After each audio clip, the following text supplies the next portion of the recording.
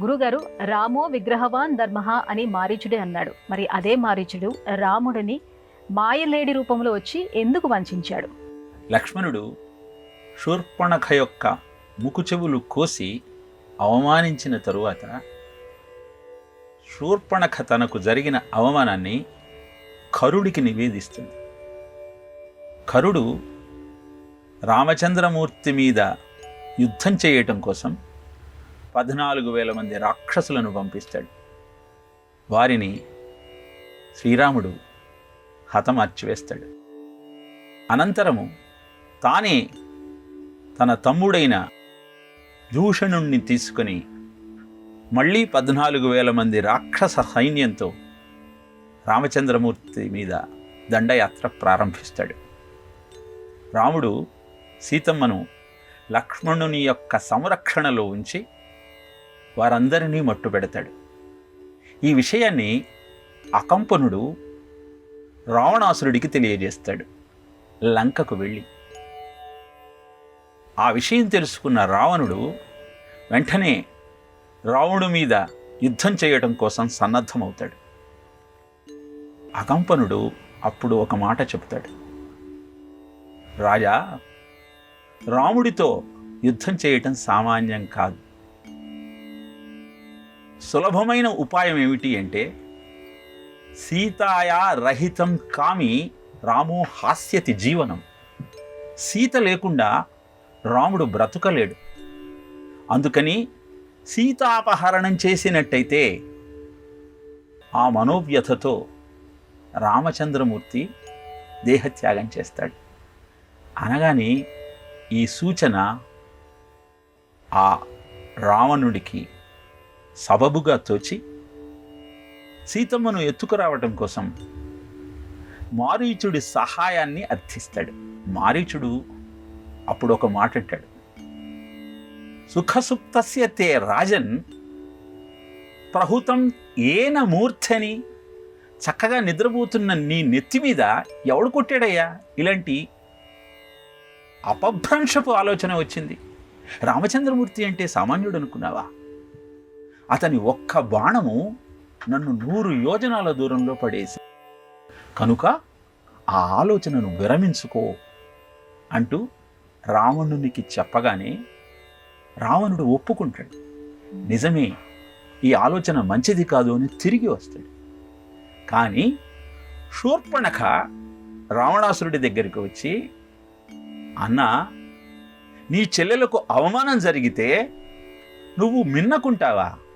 ప్రతీకారం తీర్చుకోవా? నేనెందుకని ఆ రామచంద్రమూర్తి దగ్గరికి వెళ్ళాను అనుకుంటున్నావు? ఆయన భార్య అద్భుతమైన సౌందర్యవతి. అలాంటి స్త్రీమూర్తిని నేను ఇంత మటుకు చూడలేదు. నైవ రూపా మయా నారి దృష్టపూర్వ మహీతలే. ఈ భూమండలంలో అలాంటి సుందరి లేదు. ఆమెను నీ వశం చేద్దామన్న ఆలోచనతో నేను అక్కడికి వెళితే, నేను అవమానింపబడితే నువ్వు మిన్నకుండి ప్రతీకారం తీర్చుకోకుండా కూర్చుంటావా? ఇది నీకు ఔచిత్యంగా తోస్తోందా? అంటూ రావణుణ్ణి తన మాటలతో రెచ్చగొడుతుంది.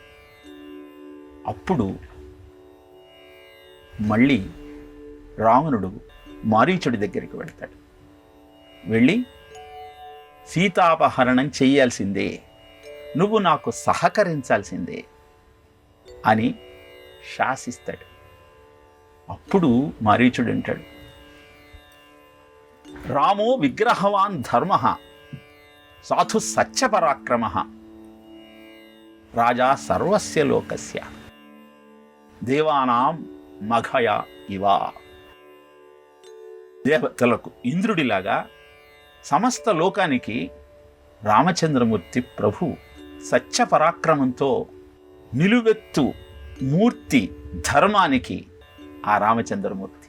అలాంటి రాముడితో యుద్ధము పనికిరాదు.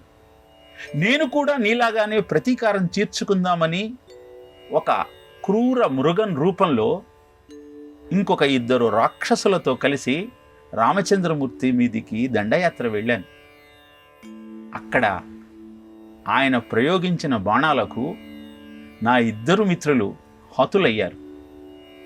నేను సావు తప్పి కన్నులొట్టబోయి జీవితంతో ఉన్నాను. కనుక నేను చెప్పాల్సింది నీకు చెప్పాను.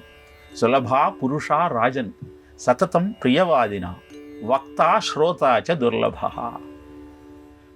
ముఖప్రీతి మాటలు చెబుతూ అందరూ నీ సన్నిహితంగా ఉంటారు, కానీ హితం చెప్పేవాడు, చెబితే వినేవాడు దుర్లభమయ్యా అని తన మాటను తెలియజేస్తాడు.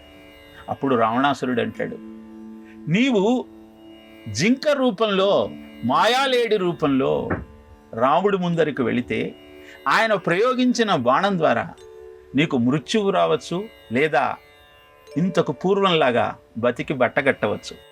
కానీ నా శాసనాన్ని పాటించకపోతే ఇప్పుడే నేను నిన్ను వధిస్తాను అని తెలియజేస్తాడు. అప్పుడు మారీచుడు రావణాసురుడి చేతిలో మరణించడం కంటే రాముడి చేతిలో మరణము ఉత్తమమని భావించి మాయాలేడి రూపంలో రాముడి ముందుకు వస్తాడు. ఈ గాథను మనం ఎందుకు వినాలి అంటే, మనము మన సొంత నిర్ణయాల కంటే ఎదుటివాడి మాటల ద్వారానే ఎక్కువగా ప్రభావితమవుతాం. ఆ మాటలు చెప్పేవారు సన్బుద్ధితో నీకు మార్గదర్శకం చేయగలిగితే, తల్లిదండ్రులలాగా నీ క్షేమాన్ని కాంక్షించేవారైతే నువ్వు విజయ పథంలో నడుస్తావు, లేదా అంతమైపోతావు. రామాయణమంతా ఈ సత్యాన్ని చెప్పటం కోసమే అద్భుతమైన గాథలతో మనకు మార్గదర్శకం చేస్తుంది. కైకేయి కూడా మంథర మాటలు విని రాముణ్ణి అడవికి పంపించింది. శూర్పణఖ మాటలు విని అంతకుముందు వద్దు అనుకున్నటువంటి రావణాసురుడి నిర్ణయం మారి సీతాపహరణం జరిగి అది ప్రళయాన్ని సృష్టించింది, రావణుణ్ణి అంతం చేసింది. బంధువర్గంతో సహా లంక రావణుని వంశము నామరూపాలు లేకుండా పోయింది. తరువాత విభీషణుని యొక్క ఆధిపత్యంలో మళ్ళీ ఆ రాజ్యం నడిచింది. కనుక అద్భుతమైన రామాయణ కథల ద్వారా ధర్మమూర్తి అయిన రామచంద్రమూర్తి యొక్క కథలను వింటూ ఆయన మార్గంలో ప్రయాణించే ప్రయత్నం చేద్దాం.